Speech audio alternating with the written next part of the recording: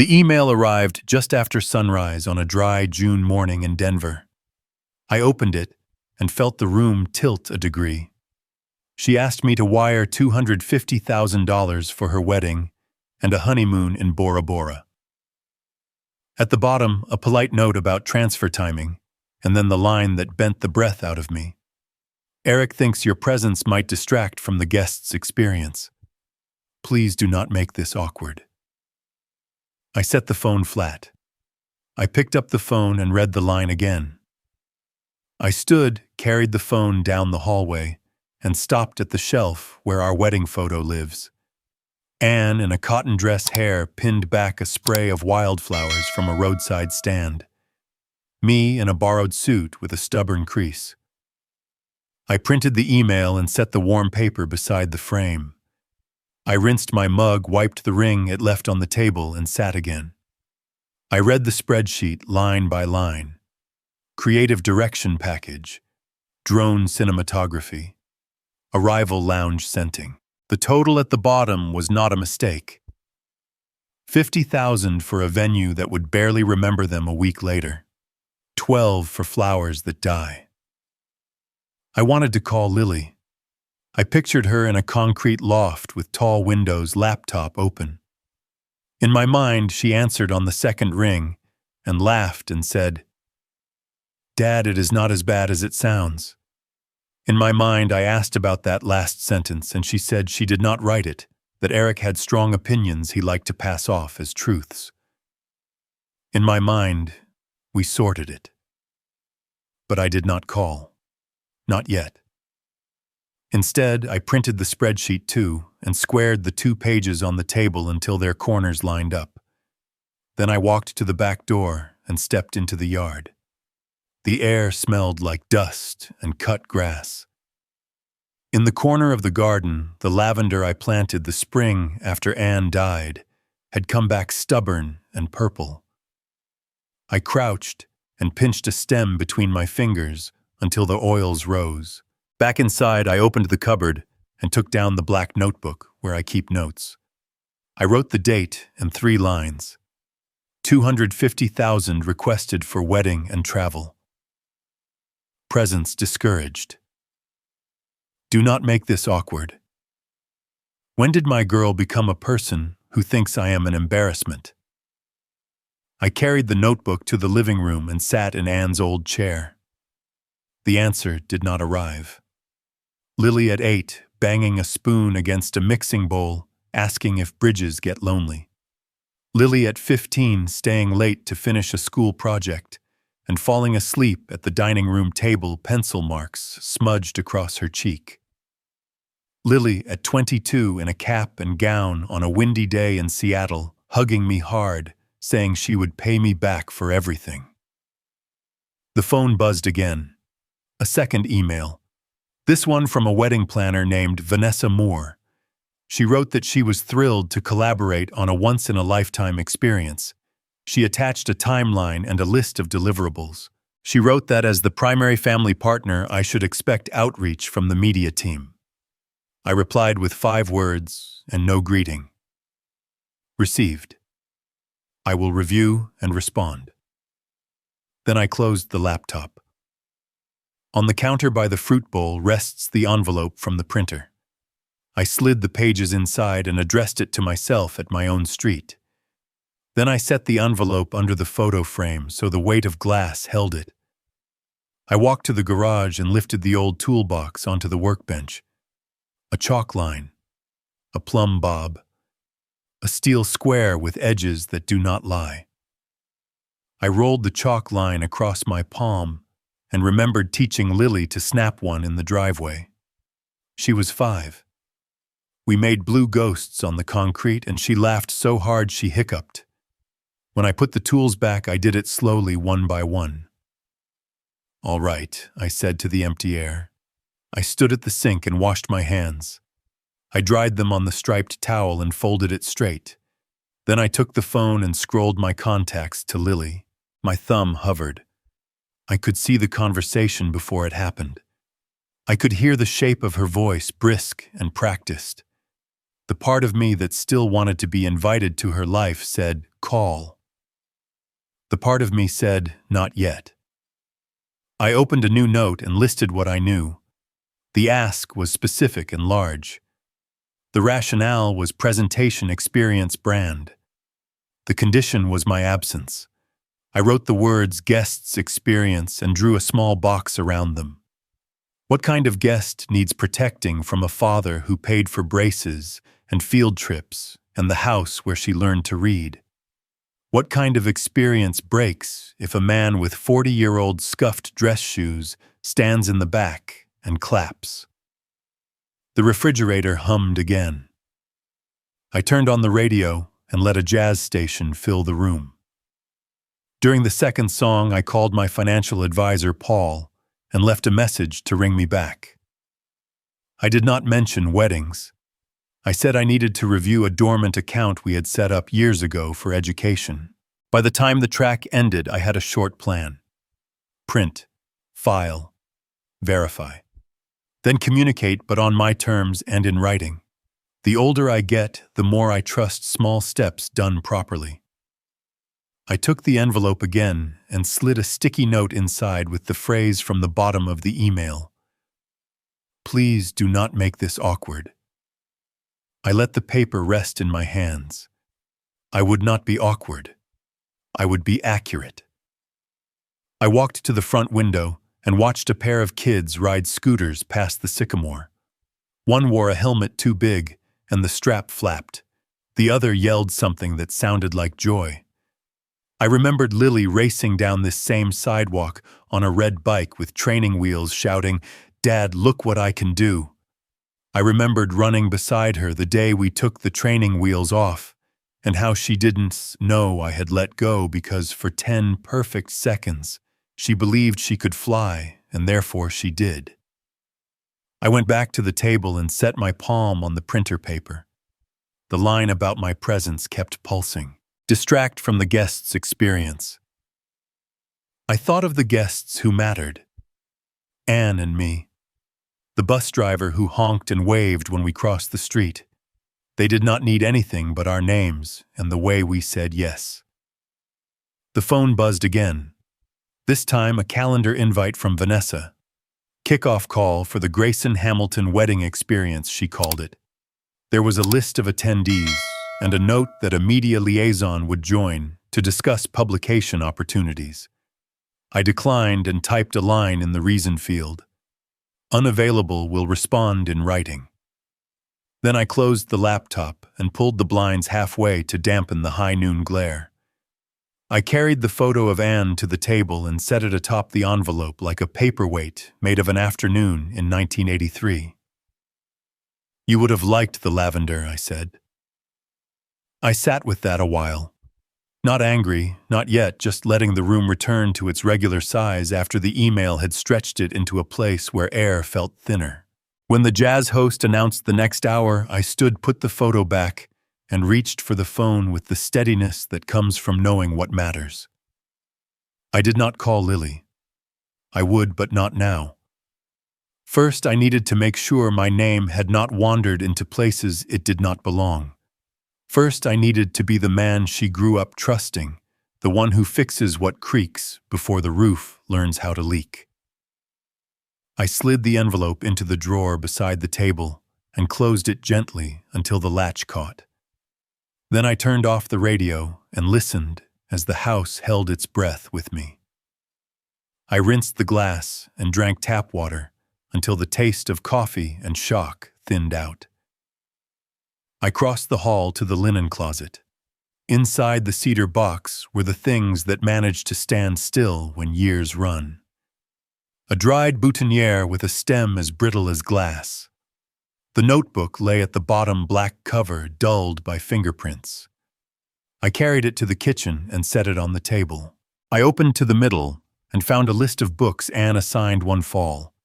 Morrison and Steinbeck, and a sticky note that said, "Find a poem that tells the truth about work." I kept turning pages until I found in her precise handwriting, "Marriage is not a stage. It is the place where two people do not give up at the same time." I could see the day she said it. Anne had a dozen kids from her senior class spread across the grass.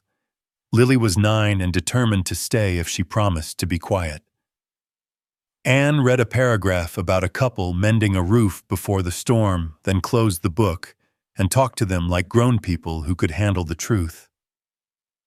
There are parts of love that nobody will photograph, she told them, the unglamorous Tuesday parts where you do chores anyway and speak softly even when you are tired.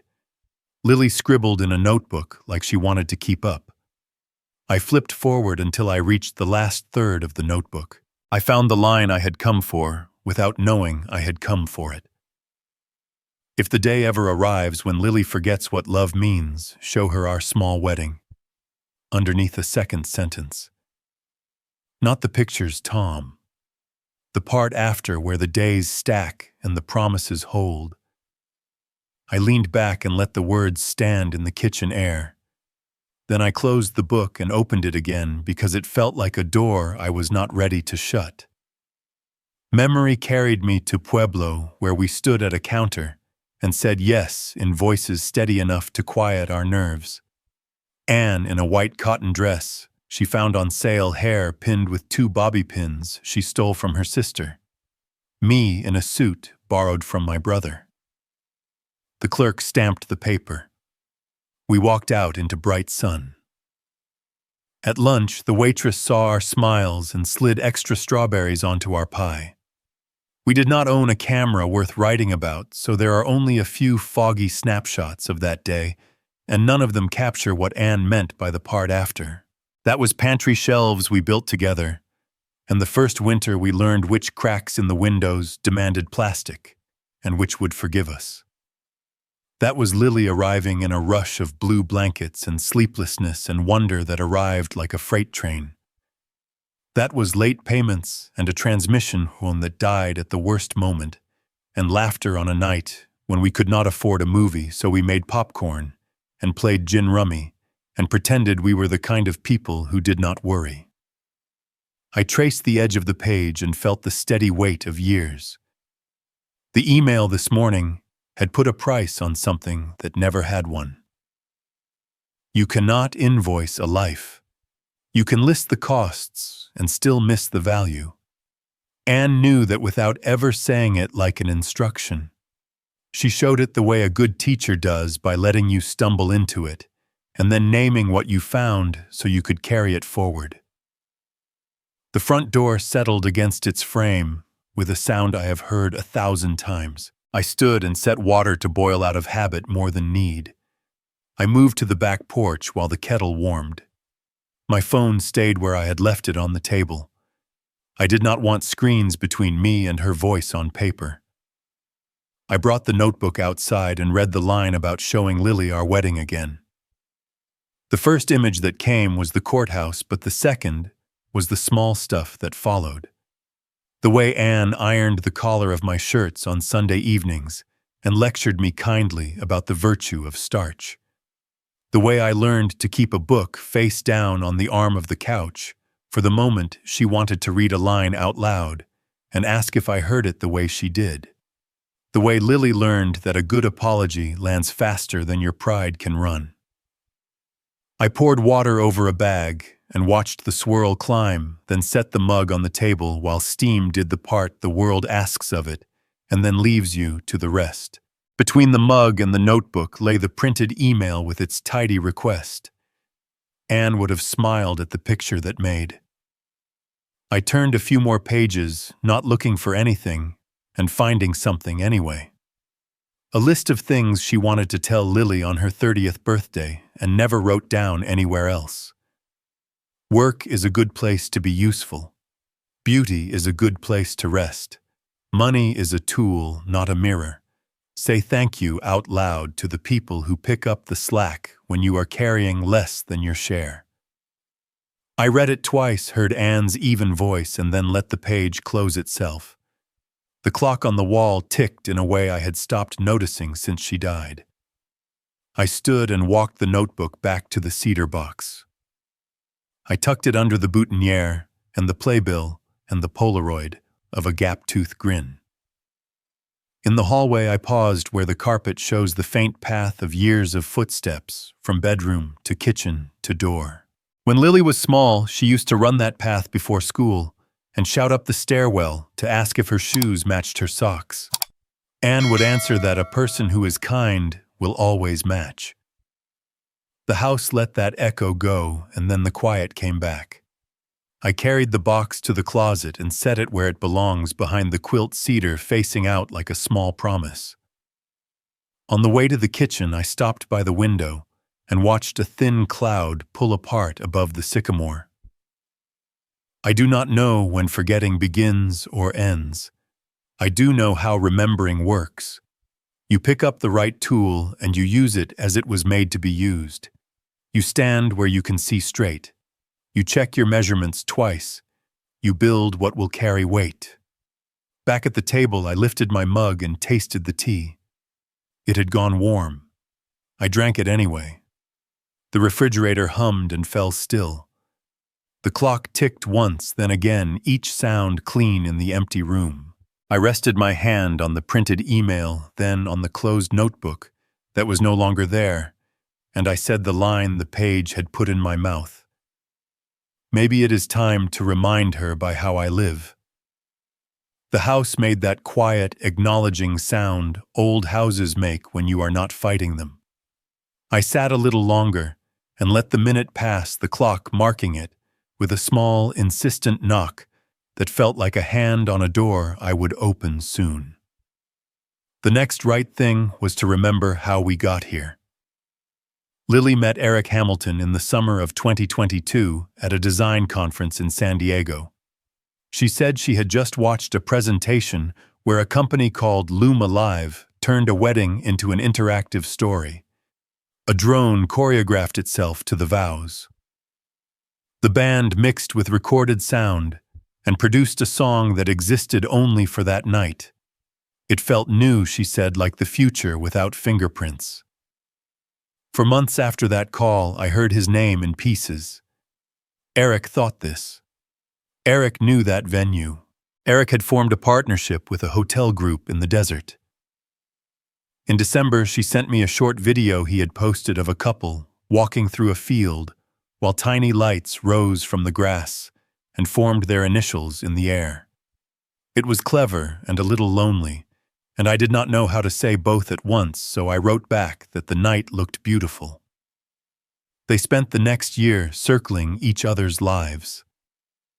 He came to Los Angeles from San Francisco twice a month for meetings, and found ways to fold dinner with Lily into his calendar. She flew north when he had a launch, and sent me a photo of her in a black dress with a badge around her neck that said "Creative Guest." I met him for the first time that spring when Lily asked if I would come out to see her studio and have dinner with them. I told her I would be glad to. I did not tell her I had already booked the ticket before she finished asking. Eric arrived 5 minutes late with an apology that sounded practiced and a smile that acted like we were already friends. He called me Tom. During the first round of small plates, he asked about my work in a way that let me answer for 30 seconds before he turned the conversation back to the future. He said the old model of ceremonies was boring, that our generation loved narrative, but his generation loved narrative you could control. He used the word community often and the word brand more often. Lily looked happy in a way that made me want to be wrong about any doubt I felt. She touched his wrist when she disagreed, and he let her finish before he explained his point again with different adjectives. At some point, he asked me what I thought of the video she had sent back in December. I told him it was technically impressive. I told him it made me wonder how love handles choreography. He laughed not unkindly and said love does great when you give it lighting and a soundtrack. He leaned back and angled his chin toward the skyline. He said that people want a version of their life that is better than the facts. He said his generation did not need to preserve. They could build an image more beautiful than reality, and that was the point. I said that images collapse the way foam does, and asked who stands up when the foam goes flat. Lily gave a small laugh that did not belong to her and looked away toward a corner where no one sat. We ate and let the topic drift to easier ground. I nodded where politeness requires a nod. Lily told me about a townhouse she had just finished in Echo Park, how the client cried when she saw that the kitchen lights looked like stars when you turned them down. "Now that is a room worth photographing," I said, and Lily lit up because I had given her craft the kind of attention that makes work feel like work is enough. At the curb, he took Lily's hand and told me it was an honor to finally meet the man who built the bridges his daughter walks. That would have been charming if it had not sounded like a line he had tried in a mirror. He called a car for us and said he would grab a scooter and meet Lily at home. In the back seat, she leaned her head against the window and watched the city scroll. I asked if she was happy. She said she was, and then asked if I was proud of her. Every cell I own answered yes. She said Eric wants the ceremony to be something the industry will talk about for a decade. She said it like a dream that both excited and worried her. I said a good beginning does not need applause to be a good beginning. She turned and looked at me hard the way she did at 14, when she wanted to drive my truck and thought logic might move a mountain. She said the world is different now. I said gravity is not. She arrived late and out of breath and hugged me the way she always has, tight and present. And for a moment, the future did not crowd us. She showed me renderings of the venue they were considering in Malibu and a mock-up of what Eric called guest journeys. Stations where people could interact and shape the soundtrack and send messages into a projected sky. She used words like kinetic and responsive, and I listened for the word promise. It did not come. On my flight back to Denver, I wrote notes on a napkin with a dull pencil left over from a crossword. Met Eric. Bright fast performs ease. Treats story like architecture that needs overbuilding. Lily bright too. Laughed when cornered. Looked away when truth stood up. I tucked the napkin in my shirt pocket and slept badly against a window that vibrated. Months moved. They took a trip to Napa for a showcase. They posted a photo from Big Sur, where the cliffs looked like a lie that decided to be true. At Thanksgiving, they came to Denver, and Eric insisted on brining the turkey with a complicated recipe he read on a site that claimed science never lies. He did well. We ate on plates we bought in 1983 when we could barely afford a set and pretended they were china. After dinner, Eric walked through the house and told me what he would change. He would open this widen that put glass here to chase the light. He said Lily could design the remodel, and that it would be a great story to tell. I said, the house knows us, and we know it, and sometimes change is learning to stay. In January, they announced to friends that they had chosen a date. Early fall before the winds in the canyons get tricky after the heat stops acting like a dare. The phrase they used in the email was the first interactive wedding in America. It came with a link to a short sizzle reel that looked like a movie trailer. I watched it twice and wondered if the part where two people say yes would fit quietly inside such a production. Maybe I am old. Maybe I think too much about things that last. Back home, I put their date on the calendar and underlined it. I told myself I would wait and see before deciding what any of it meant. Then the email arrived last week with the spreadsheet and the line about my presence. Standing in my kitchen now, with the notebook back in its place and the tea gone warm in my blood, I could place the moment the distance started. It was small and polite and wore good shoes. It smiled and said Tom like a compliment. Lily laughed when she wanted to breathe. I set my hand on the table and pressed until I felt wood and not memory. Some bridges you only know are failing when the first hairline crack reflects the morning sun just right. I had that light now thin and exact on a quiet Denver afternoon that did not deserve the weight I was about to put on it. A week slid past. The phone rang with Paul Nguyen's name on the screen. He said he had been reviewing dormant accounts as we discussed. He said the 529 college plan I opened for Lily back when tuition felt like a mountain had been linked to an external merchant profile. He said the merchant reference pointed to a wedding vendor contract out of California, and the pending authorization showed a first draw of $180,000. I asked how an education plan touches a wedding contract. Paul said it should not. He said the plan administrator showed a third-party link request approved by an electronic signature that matched an image on file for T. Grayson. He said the request referenced a role called primary family partner. I asked Paul to read me the details. He said there were 2 pending debits scheduled inside a 10-day window, both flagged for manual review because of the amount. I asked what we could do this minute. Paul said, we could remove all external links, place a hard transfer, freeze require in-person notarized approval for any change, and set alerts to ping both of us if anyone breathed near that account. He said he could conference the plan administrator while I stayed on. We confirmed identity authorized the freeze revoked external access, replaced security questions with ones only my family would know.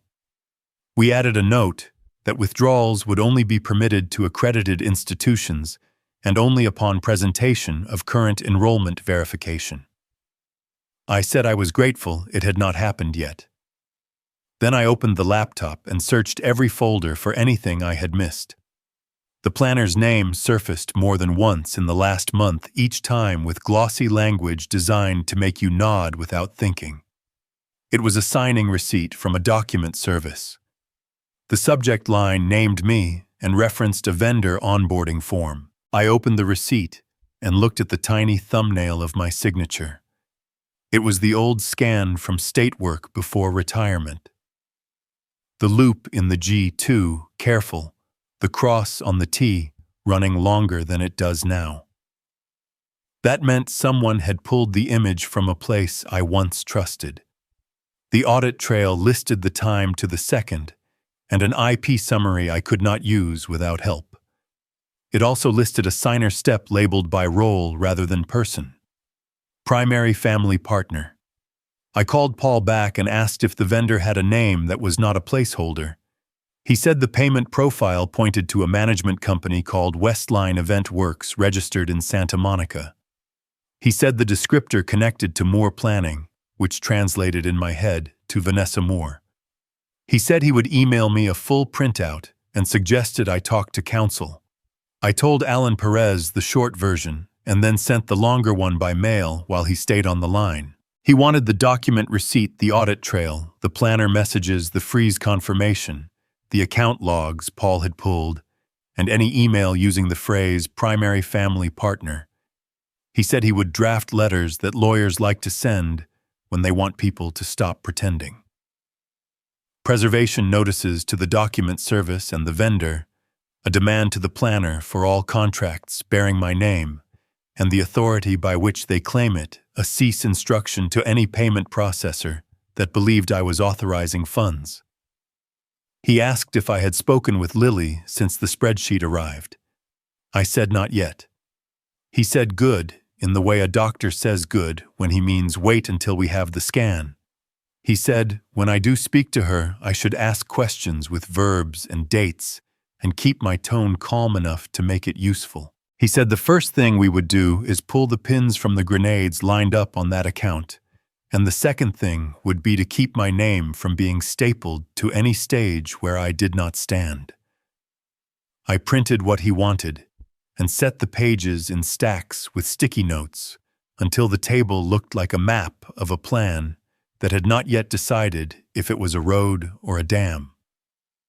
While the printer worked, I called the plan administrator again to request physical statements mailed to me and paper-only status on all notices.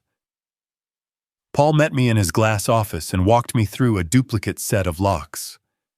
We set up a new alert tree, added a second contact number that goes to an old landline in the kitchen, just in case, and created an internal note that any request using the phrase wedding or event required a call to me and a written reply from me that used a phrase only my family ever uses. The phrase came from Anne. It is a line about a pie with strawberries and luck choosing us. No planner will guess it. Paul slid a copy of the merchant profile across the desk. It listed a tax ID, a Delaware formation, and a Los Angeles address that matched a co-working space on Alameda. The descriptor field named the project Grayson Hamilton Experience. Paul said he had placed a fraud watch with the plan, and he would watch the account like it owed him money. He is a good man, and he understands my need for accuracy. On the ride home, the sky was a hard blue, and the front range looked closer than it was. I kept the radio off and let the sounds of Denver be my companion. A siren somewhere distant, a truck breaking a school bell that made me think of Anne in a courtyard somewhere, telling a boy he had more in him than he thought. At a light, I read the printout again. Someone had used my old signature image. Someone had taken the plan meant for textbooks and wanted to pour it into lights and catering and something called scent curation.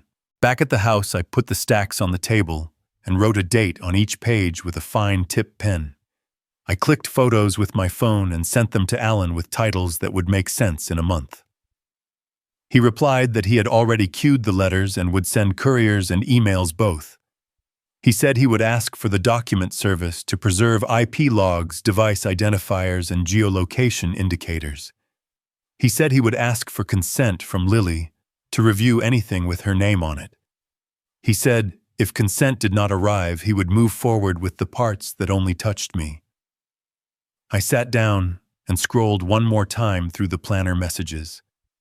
Every line insisted on beauty and ease. Every line hid the muscle underneath, like it was rude to show it. I thought of Lily at 9 on a quilt in the yard, watching Anne teach kids that honesty is a better light than a chandelier. I did not think Lily linked that account or forged anything. She is a person who pays late because she hates paperwork and then apologizes with flowers she cannot afford. She is not careless with the truth. But someone near her understood how to make a request look official, and how to make a father into a sponsor, and how to make an education plan into a checkbook. I heard myself say it, and the room heard it too. She does not know, someone surely does. The words sat there and did not soften. I took the envelope from the drawer and added a new sheet to it with the phrase, primary family partner, underlined twice. Then I called Alan back and told him I wanted every communication from here forward to be in writing. He said that was the right way to walk a narrow ledge. When the mail truck rattled past, I watched it disappear at the corner and listened to a quiet that had learned how to hold news without breaking. The clock in the hall knocked the next minute into place. I set my palms on this table and felt woodpaper and a small charge of purpose find each other. Then I reached for a fresh legal pad, wrote the date, and printed the name Vanessa Moore at the top, followed by a short list of questions that would have answers whether she wanted them to or not.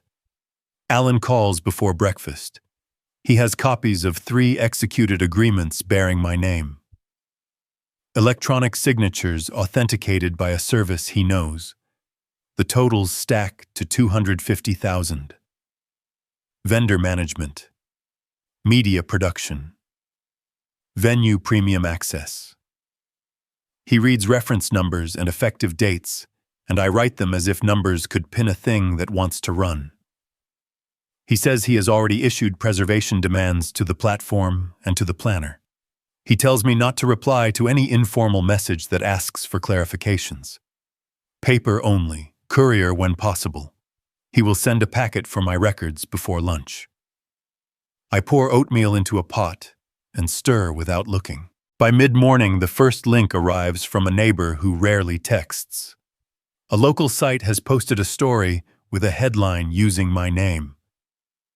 Retired engineer sponsors daughter's $250,000 luxury wedding in Bora Bora. It lifts phrases from the planner's deck, immersive guest experience. Bespoke content. A line says, "My generosity has inspired other families to consider similar investments in milestone moments." The comments are already blooming. Good for him. Must be nice. Wish my dad cared that much. A few ask how to contact the planning firm. I put the phone face down and step into the yard. Back inside, I stack Alan's email attachments on the table and mark them with dates and a simple system of pencil lines I used to use on job sites.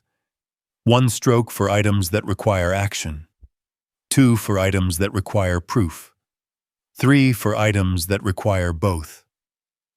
Before noon, I need stamps, so I walk to the post office on Monaco with a small bundle of letters for Alan's couriers to supplement. A man I recognize from the hardware store steps in behind me and gives the look people use when they think they have good news. He says he saw the piece. He asks if I pulled from my retirement to give Lily the wedding she deserves. I say nothing. He nods as if my silence is the answer he hoped for, and starts talking about flights to Tahiti he once researched and never booked. I buy my stamps and walk home slow. The courier arrives after lunch. She hands me a hard envelope and asks for a signature. I sign and she leaves with a nod. Inside are printed versions of what Alan sent and letters on firm letterhead. The letters to the document service and the planning company are crisp. They cite statutes and demand logs and copies and chain of custody. At 3, I hear the carrier truck rattle the curb and the mailbox lid smack shut. The box is full with envelopes heavy enough to announce themselves. For a moment, I think they are catalogs. Then I see my street written in calligraphy. Return addresses in Malibu and Santa Monica. I carry the stack to the table and sort. Most are addressed to names I do not know, care of Thomas Grayson. A few carry an almost familiar last name with a different first. The common line runs across the backs on the flaps in gold. Grayson Hamilton. I open one and find a card so ornate it feels like a dare. Save the date. A map to a clifftop venue. A web address for curated travel options. A note that formal invitations will follow with attire guidance and media guidelines. I open another and find a different hand, still careful, still implying importance. Please return RSVPs by this date to the address on file. My address. I keep opening and find the same pattern. My house has been enrolled as a sorting room for a performance I am not allowed to attend. The refrigerator hums, then rests. The clock in the hall taps time with the small confidence of a thing that knows its job. I stack the cards and hold one of the envelopes to the light. The paper is thick all the way through. The ink has a sheen meant to impress. None of it carries my name where a guest's name goes. My name appears only where responsibility lives. Return here. Send here. Call here if undeliverable. I picture Vanessa in an office with a window that faces west, instructing an assistant to set the father's address as the default for returns. Primary family partner. Central point of contact. I see the plan as she sees it. Elegant. Efficient. A clean line that runs money and mail through one place while keeping the stage free of inconveniences like history and men in scuffed dress shoes. I take one of the cards to the sink and run water across it. The ink bleeds like a secret. The paper buckles. I turn off the tap and hold the ruined thing until it stops dripping. Then I set it on the draining board and watch it dry in a shape that tells the truth. Beauty that cannot endure a small honesty does not deserve the ceremony it asks for. My phone rings. Another neighbor. She says congratulations in a voice pitched to carry across a fence. She says she did not know Bora Bora was even an option for ordinary people. I tell her that ordinary is doing a lot of work in that sentence and thank her for the call. When we hang up, I put the phone in a drawer and shut it like a lid over bees. A boy pedals past on a bike that is a size too big and learns balance one wobble at a time.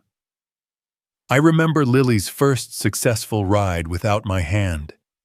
She flew because she believed she could.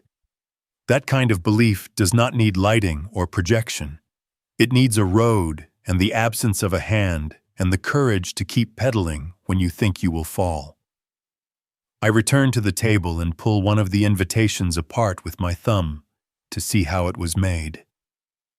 Layers. Vellum.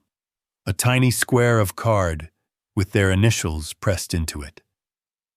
Someone spent hours making all this precisely beautiful. Somewhere a worker's hands hurt from folding. Somewhere a machine clicked and stuttered when the foil caught. I am not angry at craft. I am angry at the part that used my house as a mailbox for a party that believes I would stain its photographs.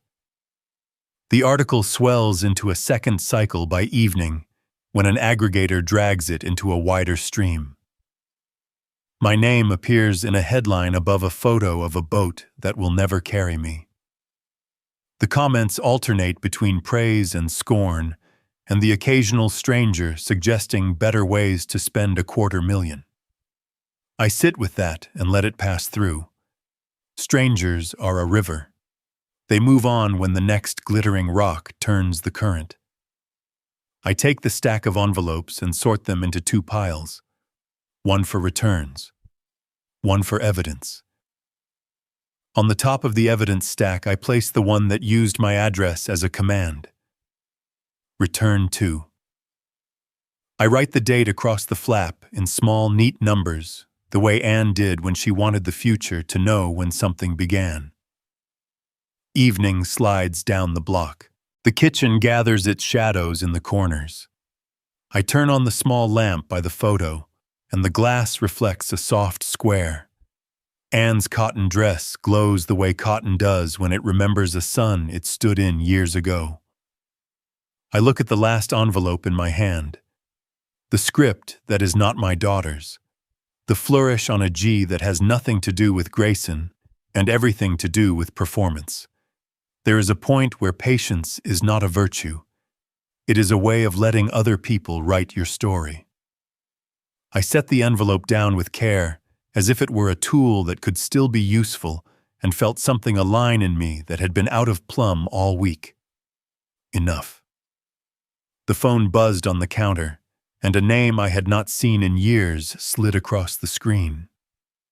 Rachel Park. I answered and heard wind and footsteps. She said she was in Los Angeles between interviews and asked if I had a minute. I told her I did. She said she had been looking into Loom Alive for a freelance piece and that every path she followed led to my daughter's wedding. She said Eric was pushing it as a product launch disguised as vows. Then she said the part that tightened the room. My name appeared in their materials as main sponsor. I asked how sure. She said as sure as a person can be with screen captures a downloaded deck. She said she would send everything to my email, and then I could decide what to do with it. She asked me not to reveal how it came to me. She said her source would lose a job, maybe a career. I said I understood and would protect her where I could. She said, check your inbox. The files arrived. I clicked the first, and a full-screen slide showed a banner mock-up. On the left, Loom Alive's sleek logo in white on a field of night blue. On the right, in gold main sponsor, and then my name. Underneath ran a line that read, presenting in partnership with the Grayson family. The next slide mapped the guest journey to sponsor benefits. Step and repeat backdrop featuring sponsor name. Press interview area with sponsor identification. A media outreach calendar with my house listed as the primary contact. A schedule block that put the product demo 10 minutes after the first kiss.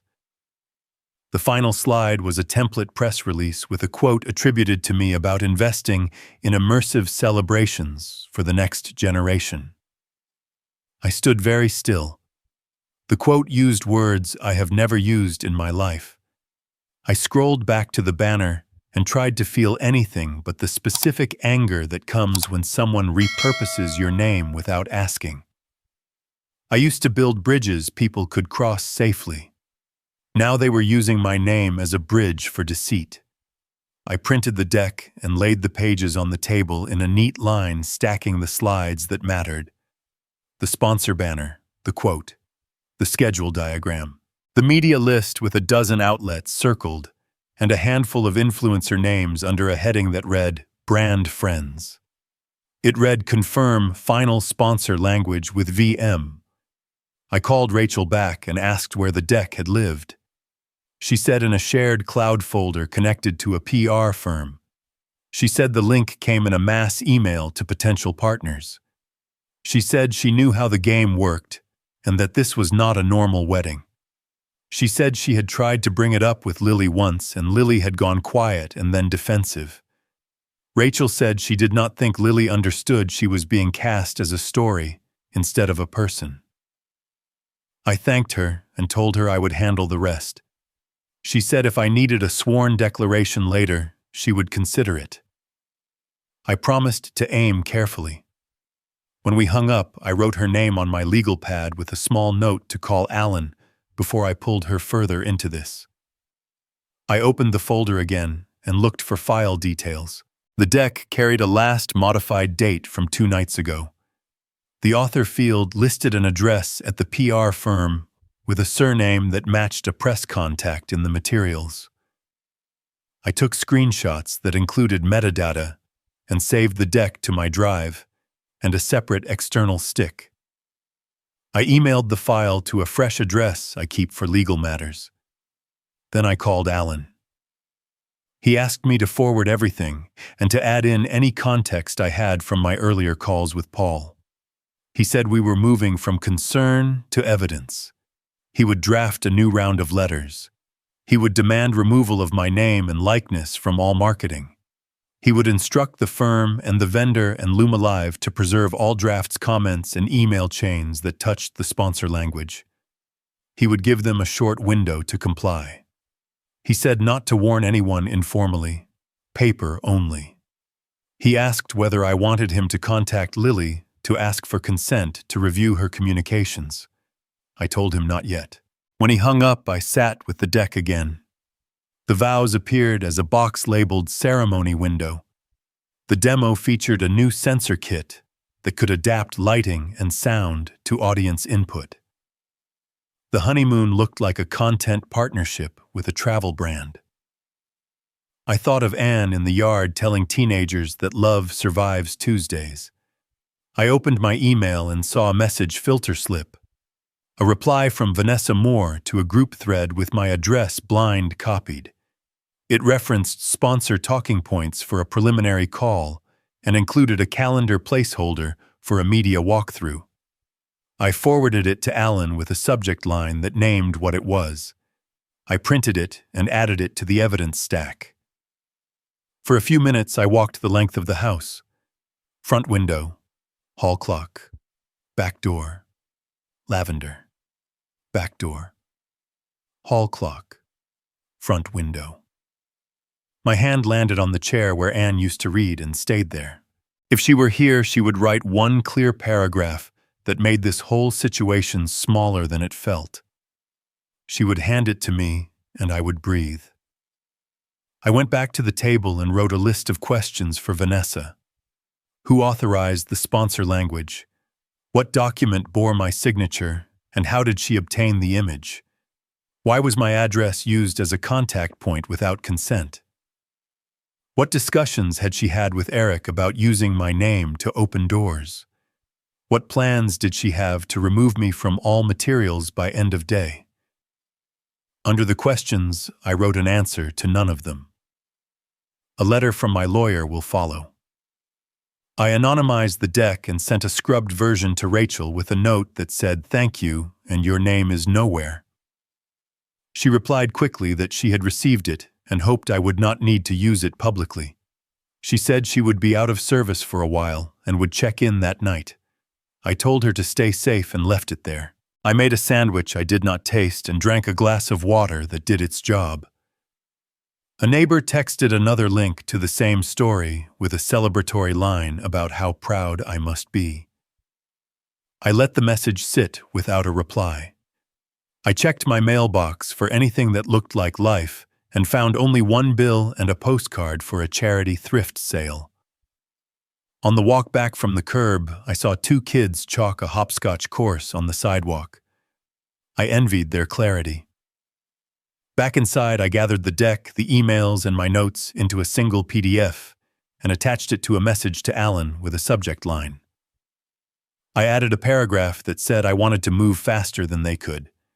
I asked for a draft I could sign by morning. I asked him to include language. He wrote back. He had a draft letter ready now if I wanted to review before dinner. He recommended couriers to the firm and the planner, and a signature required email to Loom Alive.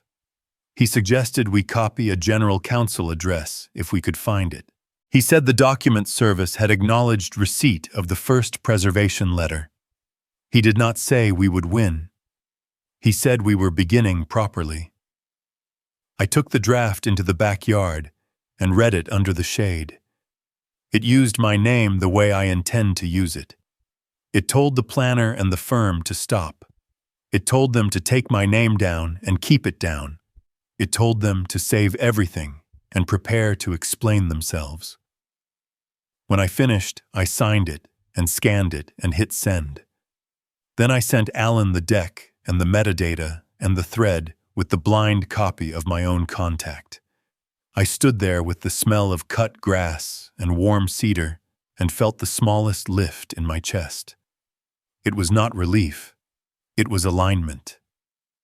I said it out loud because saying it meant I had decided the next mile. All right, let us see whose bridge holds up better. I booked the first flight I could find. Denver was crisp at dawn and Los Angeles met me with haze.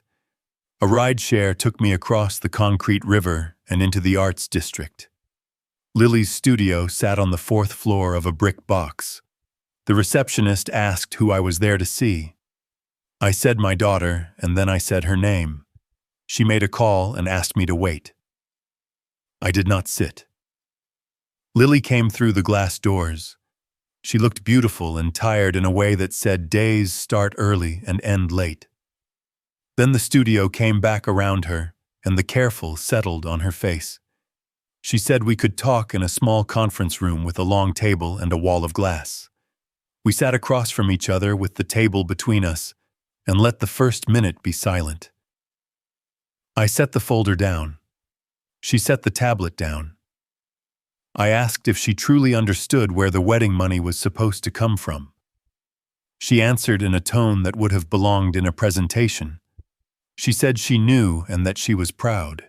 She said Eric believed a father should be happy to help his daughter have the wedding she had always imagined. She added that it would mean a lot to him if I shared in their dream, even if I did not share the stage. I asked if this wedding belonged to her or if it belonged to his campaign. The room held still. She looked at the table and traced a small circle on the wood with her finger. She said the wedding was theirs, and that it could also be an opportunity. Eric arrived.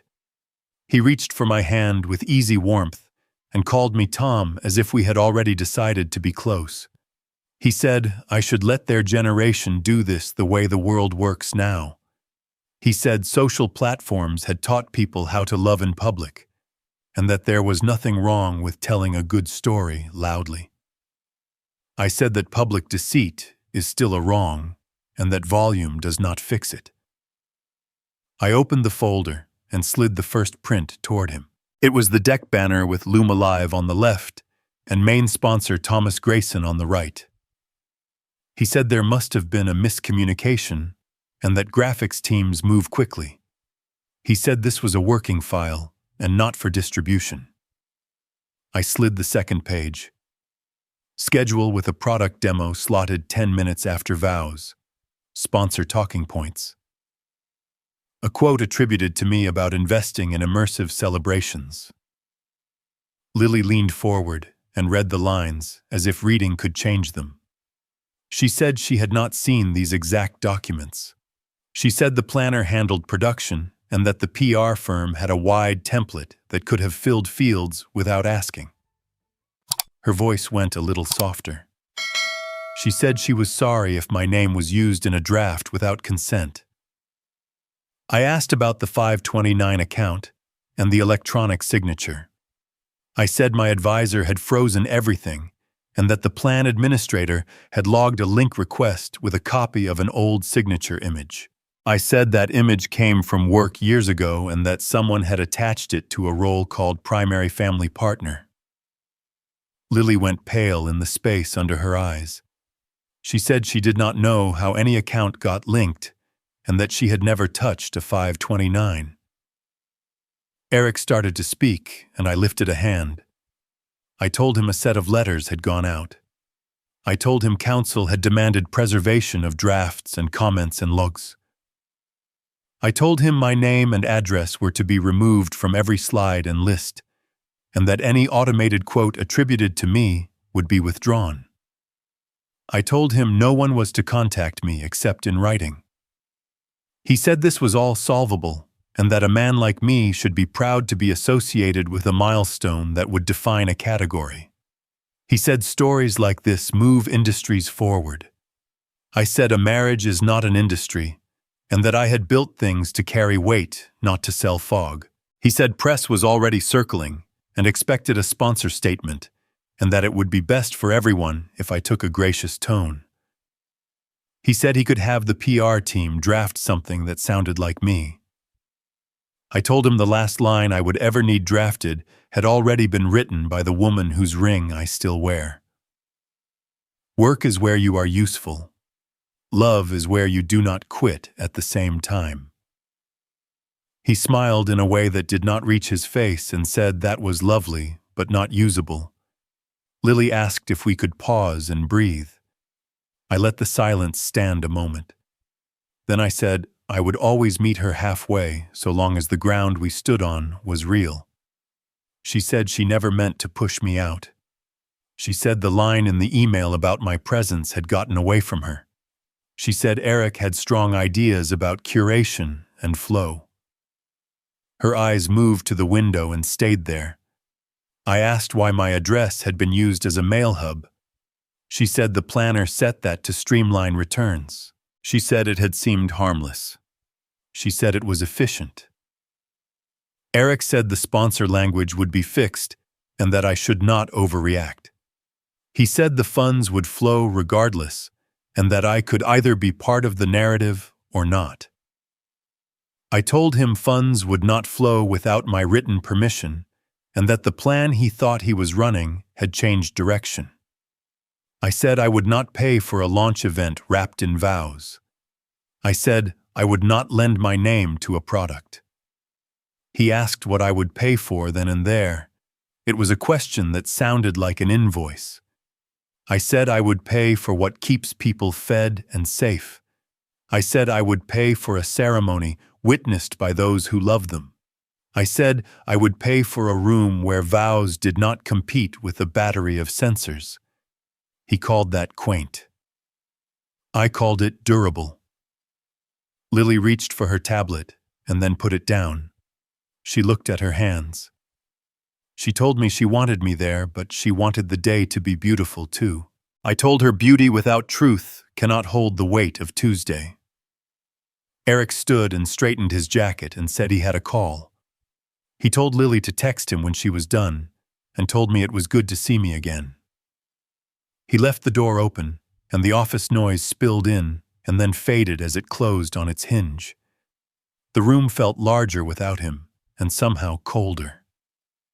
I gathered the prints back into the folder and slid it into my bag. I told Lily I had counsel, and that the letters would do their work. I told her I was not against beauty, I was against fraud. I told her I would not let anyone turn the life we built into a backdrop. She whispered that she understood, and then said she needed time to think. She did not look up. She watched the light move across the table as if it might carry an answer. The minutes stretched quiet and exact until the clock on the wall clicked once and gave it a name. A week folded itself into the calendar, and then the story broke wider than any conversation I had allowed myself to imagine. The first headline that found me carried the familiar rhythm of outrage dressed as concern. A father backs out a daughter's wedding in crisis. The piece lifted details from the deck and filled the gaps with confident guesses. It named the destination, listed a number that matched my envelope, and painted a picture of a generous man who had changed his mind at the last minute. By noon, it had been ingested by sites that copy the tone and forget the doubt. By evening, my name was threaded through comment sections where strangers practice verdicts. Some applauded a lesson about boundaries and budgets. Many more decided I was the miser who ruined a little girl's happy ending. The phone made polite noises on the counter as messages stacked. Congratulations from people who only read headlines. Disbelief from others who wanted me to deny the denial. Two voices I had not heard since Anne's funeral asked if they should still book flights. I answered few and then stopped answering. The house held quiet the way a good bridge holds load, not by ignoring it, but by distributing it where it can do the least harm. Sunday arrived with a thin blue sky and a kind of wind that makes cottonwood leaves talk. I went to church because habit is a kind of truth. The narthex smelled like coffee and nursery crayons. People who had known my name since Lily was in braids shook my hand and said they were praying. A few tilted their heads and asked if things might be sorted by the weekend. I told them I was grateful for patience. I did not speak for the weekend. After the second hymn, Pastor William Harris found me near the side aisle. He stands a little bent, as if the weight he carries has taught him to be careful with his back. He asked if we could walk the courtyard.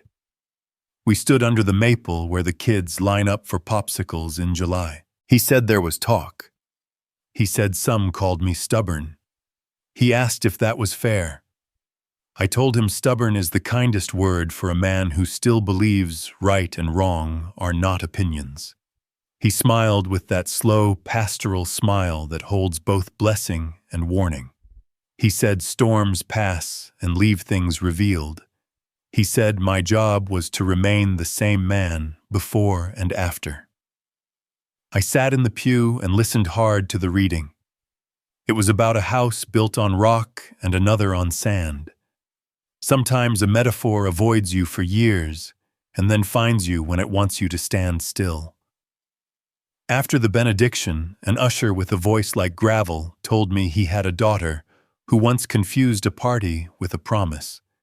He placed a peppermint in my hand because some men do not know how to say, "I see you any other way." I thanked him and walked into sunlight that had turned hard. On the drive home, I turned the radio to a jazz station and let a saxophone fill the car with something that did not argue. The neighborhood looked the same and a little not. A man watering his lawn turned his head a fraction, as if my truck had grown louder. A girl chalked a sun on the sidewalk and did not look up. I parked and stood in the kitchen and felt the clock in the hall give each minute its small wooden name. The email from Rachel arrived in the early afternoon with a subject line that did not betray its contents.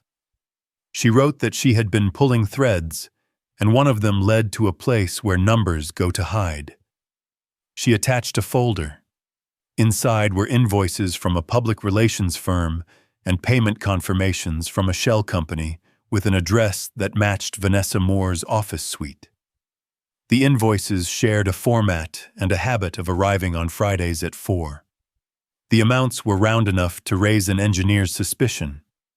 10,000 here for influencer seeding, 15 for content capture, 25 for narrative travel logistics. The memo lines read like someone had learned how to turn air into a deliverable. Rachel wrote that the shell company did not appear anywhere in the planner's public materials. It did appear as a vendor of record for Luma Live on 2 events in the last year. It also appeared as a recipient on a transfer list associated with my daughter's project, a list that carried the words "Sponsor-Approved Package." She added a spreadsheet where columns lined up like soldiers again. Payee, date, time, approval initials, and then my initials where someone had pasted a signature image and let the system fill the rest. She warned me that laundering can look like logistics when no one asks for receipts. I stared at the screen until the words stopped moving. Then I printed everything and laid pages in rows on the table like a dry riverbed that had decided to show its stones. In one sequence, a bill from the PR firm matched a same-day pass-through to the shell company within cents and then bounced again into a production account with a new label. In another sequence, a single approval unlocked 3 transfers within minutes to 3 arms of the same 2 people. Round amounts Friday afternoons copied notes. It read like choreography. I called Alan, and he made a sound that means a lawyer is pleased and angry in equal measures. He told me to scan and send with file names that will survive discovery. He said he would expand the preservation demands and add the firms and the shell. He said he would request bank records through counsel and ask for an emergency hearing if anyone tried to move money after the letters were served. He asked if I was all right. I told him I was upright. He said upright is what we ask from a man when the weather changes. While I waited for his courier, I walked the lavender and tried to think in a straight line. If Rachel was right, and the document suggested she was, then Eric and Vanessa had built a small river that ran sponsor funds through a narrows where fees gather like driftwood. The more eyes on the event, the more licensing available, the more plausible reasons to move numbers around until they looked like different numbers. If you attach a father's name to a thing, you can save yourself the trouble of asking where a line begins and ends. The courier arrived at the door like a person who knows where the door is. He took the envelope and left a receipt that looked like seriousness again. I filled a glass and drank water and watched a neighbor pull a trash bin back to a fence. My phone pulsed. A comment thread had found my niece's wedding pictures and decided that daughters who smile with their fathers are lucky that their fathers do not read headlines. I put the phone face down again. There is only so much river a person needs to hear. Around 5, the landline rang. Very few people know that number. Pastor Harris again. He said he had read the second wave of stories and felt a nudge to check on me. I told him I was working and that work is kind. He asked if Lily had called. I said not since the meeting. He said he would keep her in his prayers regardless of geography. He said the church would hold a place for both of us, even if the pew between us felt wide.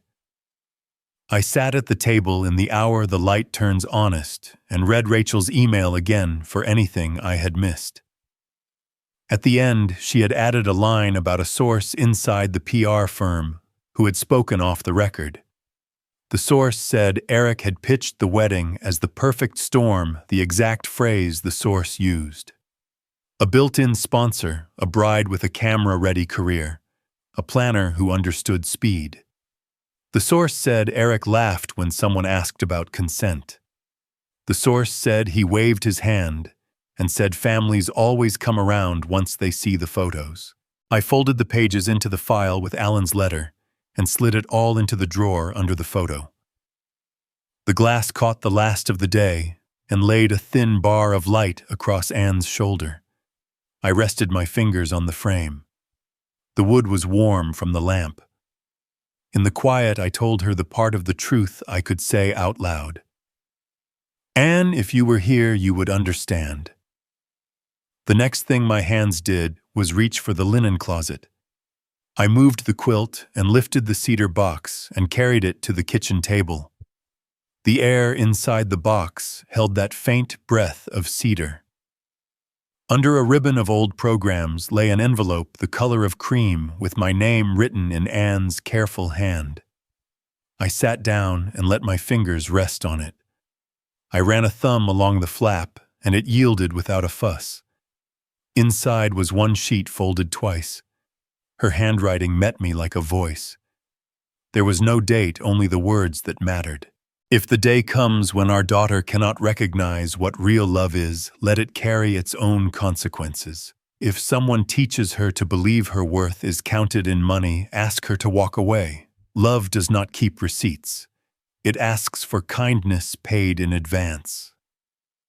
Then the line that made the breath in me stand still, my sweet Lily, love does not need to perform. I read it again and closed my eyes and let every place those sentences could reach find their footing. When I opened my eyes, the words were still there, simple and exact. I laid the letter flat and smoothed the corners. My hands knew what to do next. I took the old flatbed scanner from the pantry shelf and set it on the counter. I wiped it with the edge of my shirt and placed the page. The file appeared on the laptop with a name that did not deserve it, so I renamed it with Anne's name and the word letter. I opened an email to Lily and attached the scan. I put 2 words in the subject line from Mom. I wrote nothing in the body. Anything I added would be less than what was already there. When I hit send, I stood very still. My phone did not ring. No dots appeared to promise an answer. I poured water into a glass and drank until the rim was dry.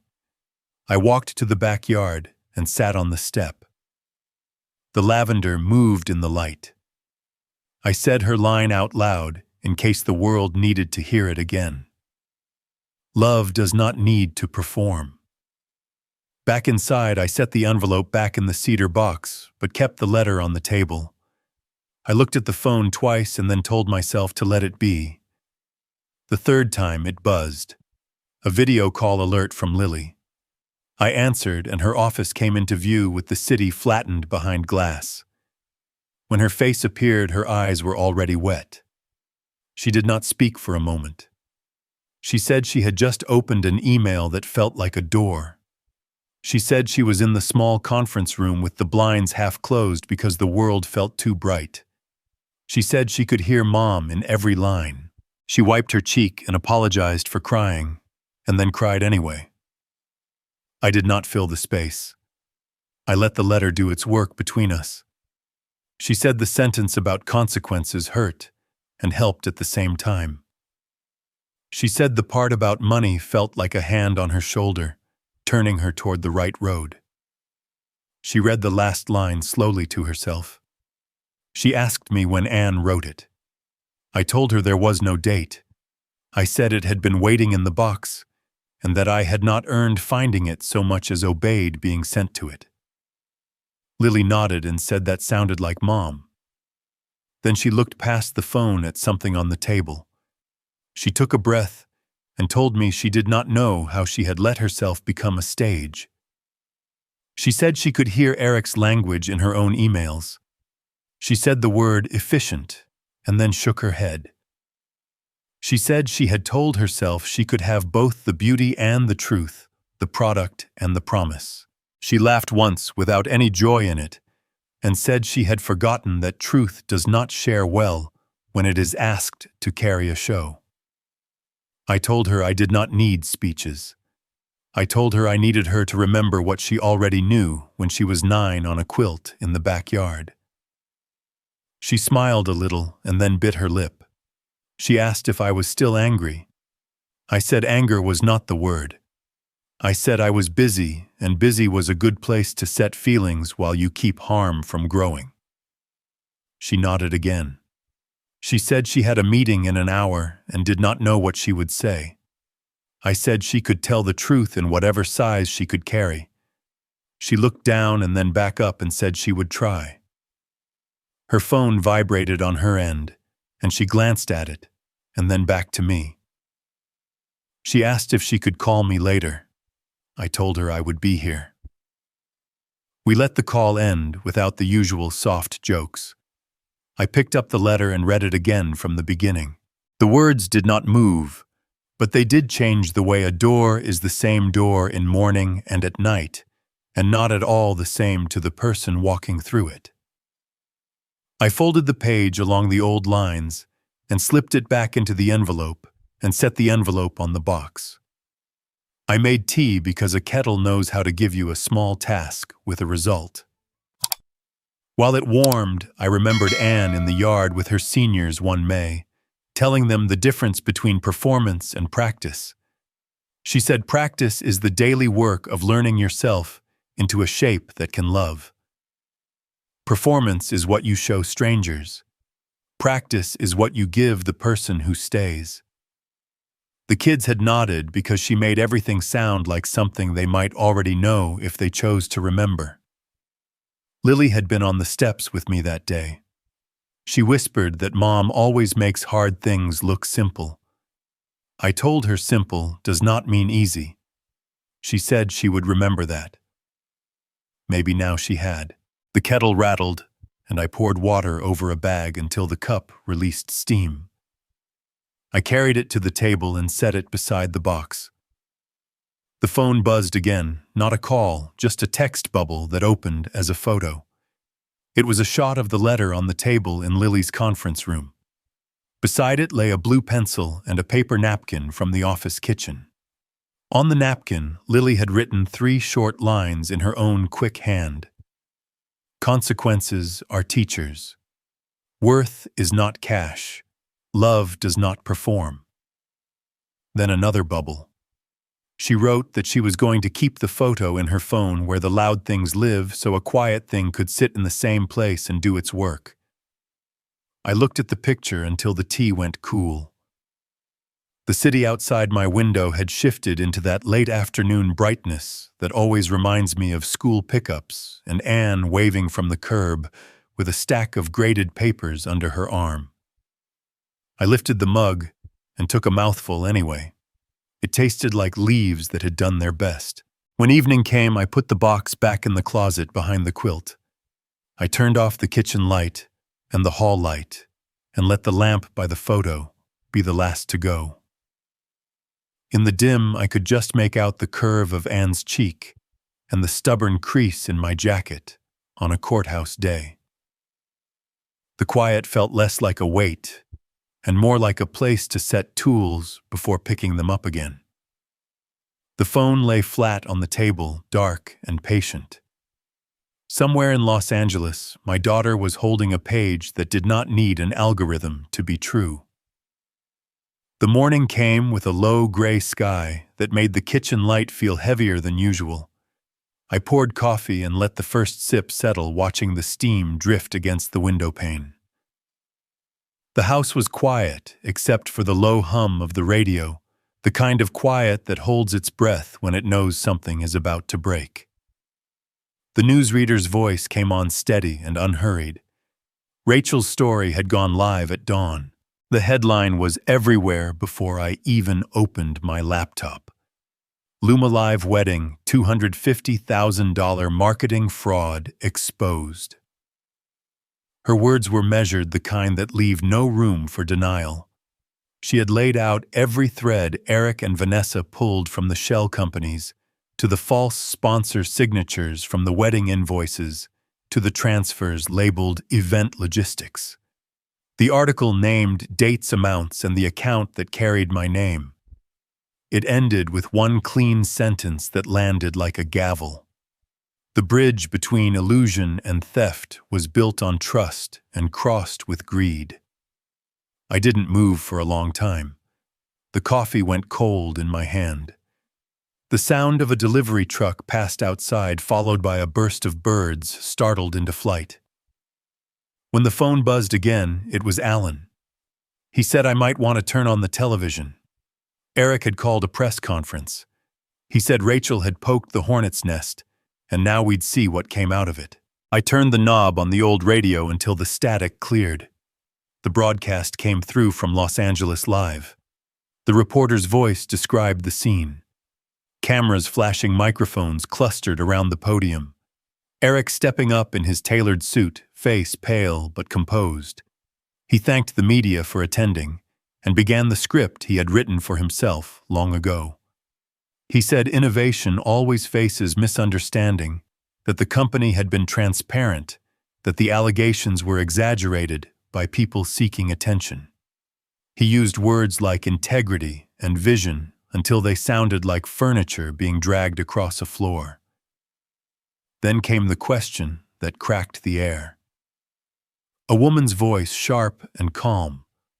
She asked how a company that claimed to value honesty explained a $100,000 business loan filed under his fiancé's name and a non-existent address in Pasadena. She asked if he could confirm whether those funds were routed through the same shell company mentioned in the article.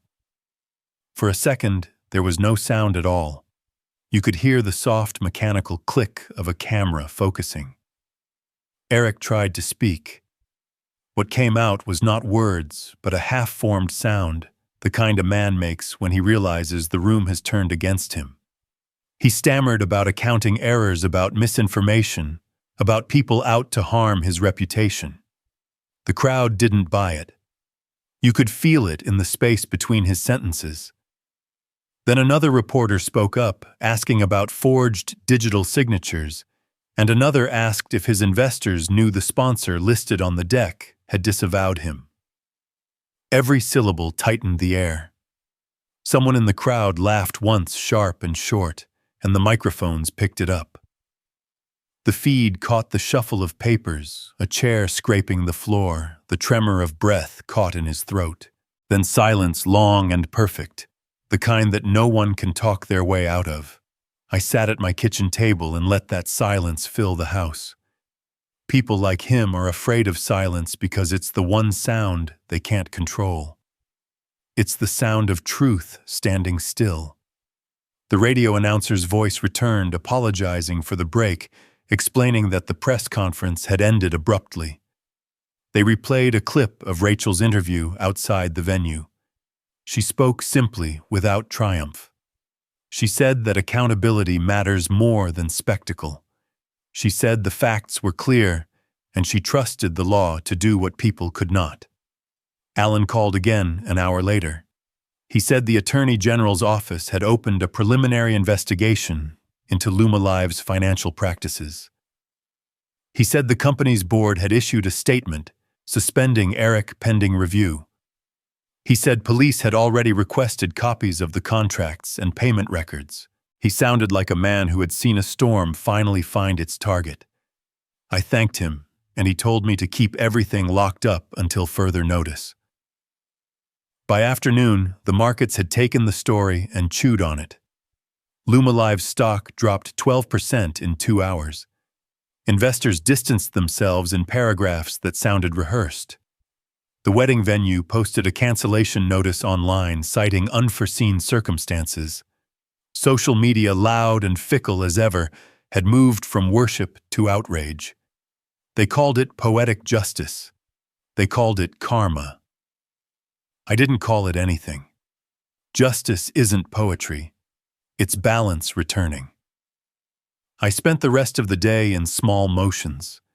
Dishes washed, lavender-watered mail sorted. When the phone rang again, it was Rachel.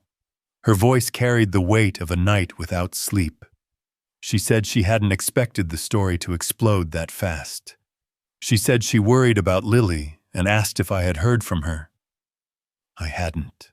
I told her that sometimes quiet means thinking, and thinking takes time.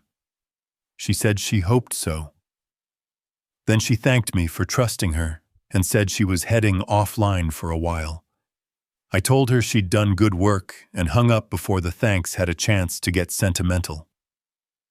Evening fell over the kitchen, slow and certain. The radio murmured a newscast replaying the clip of Eric's final moment before the mic cut. I turned the volume down until his voice faded into static. Outside, the light turned soft gold over the roofs, the color of things that have survived being seen. The house smelled faintly of cedar from the closet. I set Anne's photo on the table and leaned back, looking at her face in the fading light. She had that small half-smile, the one that used to tell me she already knew how the story would end. I told her half aloud that it had all come apart the way she would have expected. I told her I'd heard the man break on live radio. I told her the sound wasn't anger or fear. It was emptiness finally meeting its echo. The radio gave a short bulletin before the hour. The police had confirmed an official inquiry into the Luma Live case. Eric Hamilton had been taken in for questioning. Vanessa Moore was under investigation for financial misconduct. The broadcaster's tone was clinical, detached, like it was just another story sliding down the wire. I switched it off and let the silence reclaim the room. I sat there until the shadows deepened and the first streetlight flickered on outside. Somewhere far away, men in suits were writing statements they didn't believe, and my daughter was reading a letter that asked nothing of her except truth. I listened to the clock in the hallway, steady and patient, giving each second its rightful name.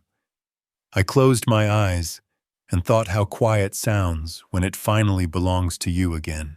I opened them to the sound of knuckles on wood and the sight of a woman on my porch holding a leather folder and a warm kind of authority. She introduced herself as Detective Sofia Morales from the Financial Crimes Unit and held up a card I did not need to read. I asked her in. She said if I had not blocked those transfers when I did the full $250,000 would have been gone. She said I had not only kept money in place, I had kept the story in one piece long enough for the truth to enter it. I poured coffee without asking, and she accepted it with a small, tired smile. She opened her folder and walked me through what she could say aloud. Warrants served before sunrise on the document service and the two firms. Bank logs moving our way. Eric Hamilton picked up for questioning when he arrived at a lawyer's office in Century City. Vanessa Moore notified that her professional license was under emergency review. She asked about the account freeze on the college plan. I showed her the printouts and the audit trail Paul pulled and the chain of letters Alan sent. She asked permission to copy what pertained to my name, and I nodded and watched her phone scan each page while her eyes marked the places where fraud had tried to be tidy. She asked if I had saved the email with my old signature image and the deck with my name under main sponsor. I slid them across, and she logged the time and placed them back exactly where they had been. She said I should expect follow-up questions about IP addresses and devices. She said her team would handle interview requests, but I was under no obligation to give color to anyone with a microphone. She said Rachel's article had given them a straight road to run and that the timing of the press conference had helped more than Eric knew. She asked how long my wife had been gone, and I told her. When she stood to leave, she placed a hand flat on the folder, the way you do when you promise yourself to a job. She said again that if I had not frozen the account, the week would have read very differently. She said good work in that quiet way that carries more weight than an award. I rinsed the cups and went to the yard. The bees went about their honest shifts. I drove to the store and bought bread and the kind of cheese she liked when she was little. I put fresh sheets on the bed in her old room and opened the window to let in the mountain air. Her ride dropped her at the curb while the shadows were just beginning to lengthen. She stepped out in jeans and a sweater that looked like it had not slept in a drawer.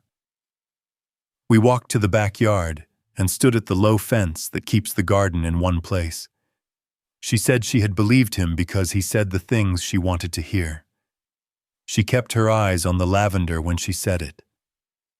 I told her that I had chosen silence because sometimes the truth does not need to be said. She nodded and knelt to pinch a stem the way her mother taught her. She said she had read Rachel's story in a conference room with the blinds half closed. She said the line about the loan made her stomach go cold. She said the calls from Eric had come like rain and then stopped when he learned the police wanted to talk. She said she had told Vanessa not to call again.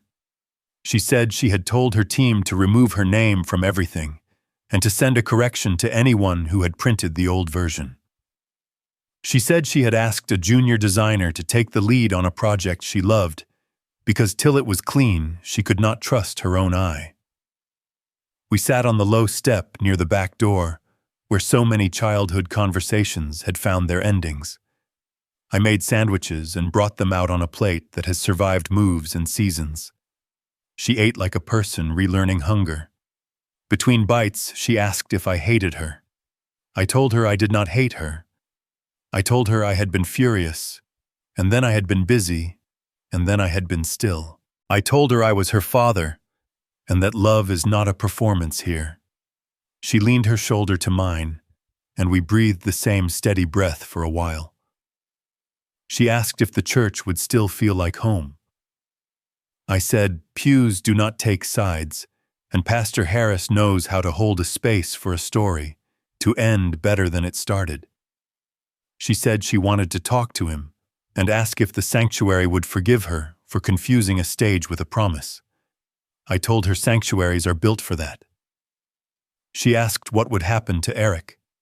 I said that was no longer mine to decide.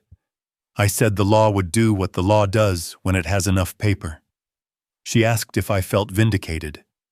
I told her I felt balanced. I told her bridges feel that way when the load finally distributes the way the design intended. She smiled without showing teeth, and I thought of the first day she learned how to ride, and how she laughed when she realized I had let go. She looked at the lavender and said a string of small sentences at once. She would call the venue and release the date. She would write a simple note to the people who had been invited and explain without spectacle. She would send money back where money had sneakily been asked to go. She would take the letter from her mother and keep it in her nightstand. She would go back to work next week and bring coffee to the junior designer and listen without telling anyone how to solve anything for a while. She would sit with the part of herself that wanted applause and teach it to be quiet. I told her that sounded like a plan made out of real wood. She laughed a little, the good kind, and asked if we could plant another lavender next spring. I said we could, and that we would. The evening found us the way it always does in Colorado, with a blue that deepens and a coolness that reminds you the mountains are close. She rested her head on my shoulder and did not move it. At some point, the porch light clicked on and washed the steps with a soft circle. We stayed where we were and let the day finish its work. No anger left, no speeches needed, only the peace that comes after a storm, when you can finally hear your own house again. The garden held its shape. The clock inside the hall kept time like it always has, giving each minute a name and then letting it go. 3 months is a long time when you measure it in lavender. Ooh. The plants Anne started have pushed into another season's silver green, rising to purple bees, working the rows with the focus of a good crew on a clean job. News traveled its own road. Eric took a plea. 3 years probation restitution set on paper that will follow him like a shadow, a condition that keeps him near a courthouse when he would rather be near a camera. Lumalive filed and folded. Vendors lined up to take what they could from what was left. In Denver, life did the opposite of headlines. Lily found a 50-year-old storefront on Colfax with light that pours in from the south. She painted the walls a soft white and hung a simple sign that reads, Grayson's Studio. The first week, she set 2 chairs by the door and a small table with a pitcher of water and cups for anyone who walked in with questions. The second week, she brought in a drafting table from our garage. The third week, she called the landlord and asked permission to plant in the narrow strip of earth by the sidewalk. We spent a Saturday morning making that little city soil ready. We laid compost in a straight line of twine and set small lavender starts in a row across from where the public walks. A woman with a paper grocery bag said the scent would make her life better, and I believed her. We watered, patted, and stood back. She said paperwork had settled where it needed to settle, and thanked me again for keeping my records like a person who knows how to build something that stands. Pastor Harris blessed the doorway one evening. Neighbors brought muffins and advice. One old carpenter I know stopped by to tell Lily the best place to buy screws that do not strip. He treated her like a professional. On a Wednesday, the lavender in our yard showed first bloom. 2 days later, the new row by Lily's studio followed as if reminded. She texted a photo at sunrise. I drove over with coffee and we stood on the sidewalk in front of her sign and watched the city move around us. Buses sighed. A jogger lifted a hand without slowing. That afternoon, we sat on the back steps again. She asked if I regretted not going to her wedding. The question landed soft, because it did not carry a demand. I told her the only thing I know to be exact. That was not a wedding. It was an advertisement in a tuxedo, and I have never attended a dishonest ad. She nodded and let that live without arguing it smaller. She said sometimes she hears Eric's voice in the back of her head and turns the music up and then turns it down again, because music is not the same as silence. She said silence is where she can hear Mom. She said Anne's line about love not needing to perform visits her when she is drawing and scratches out a flourish that wants attention more than it wants to hold a room. She said she has learned to enjoy the sound of a pencil. That is what growth sounds like in a studio. Wood and graphite, and a human hand slowing itself down. We took on a small project together because someone in the neighborhood had a kitchen that needed to be a kitchen again, instead of a place where appliances pose. Lily handled the lines and light. I helped where weight met weight. We argued in the old way that ends with both people being right in the places that matter. When the client stood in her finished room, she cried without embarrassment and said she could finally make soup without moving furniture. In the evenings, Lily comes by the house and we take a walk around the block. We pass the church and the school and the house with the tire swing, where a father is always better than the wood he hangs it from. Sometimes we stop at the community garden and point at tomatoes and guess which will blush first. The letter from Anne sits in the cedar box where I can reach it without ritual. I do not need to read it every day. I know what it says the way you know the path from your bed to the kitchen at night without bruising your shin. Still, once in a while I take it out and let the paper remind my fingers that words can hold shape even when time would rather fold them. One evening, as the heat fell out of the day, Lily asked if I thought she would ever marry. I told her that was for her and time to decide. I told her I would show up wherever love chose to stand so long as the floor could bear it. She laughed and said she has learned to test floors. News of Eric's probation came in a sentence on the evening roundup. It said he would be monitored and could not run a company without supervision for the length of his term. It said the company he founded no longer existed. It did not say what he learned. That part is never in the news. On a Friday, we held a small opening for Lily's studio. No speeches, no playlist that tried too hard. We set out lemonade and cut strawberries the way a diner waitress once did for Anne and me on a day that started it all. Friends came and stood and talked about kitchens and light and where to put a chair so a person wants to sit. Pastor Harris said a blessing that sounded like permission to begin. Detective Morales stopped by on her way home and took a deep breath by the lavender and said, "This is what restitution smells like." Rachel sent flowers with a card that said only well done, and it was more than enough. As the last guests drifted away, Lily locked the door and we walked to the curb. Traffic thinned. The sky turned that late summer violet that makes you believe in second chances. She took my arm. We stood there without filling the air because it did not need us to. The bees had gone where bees go and the plants held their place. The sign over the door caught the last light and gave it back. I have thought a lot about revenge since the day the email arrived with a number and a warning not to be awkward. It turns out revenge can be quiet. It can look like lavender and a clean ledger and a small shop where work is done the slow way. People can buy a ceremony with money, but respect refuses a price. Some truths improve with silence. Sometimes silence is the most elegant answer you can give a person who mistakes performance for love. Share this with someone who needs a reminder that their worth is not printed on an invoice. Like it if it steadied you. Subscribe if you want more stories that keep faith with Tuesdays and the work that holds. Do not let anyone teach you that your value lives in a bill they send. Keep your promises, grow what you can, and when the season returns, let the lavender tell you what survived.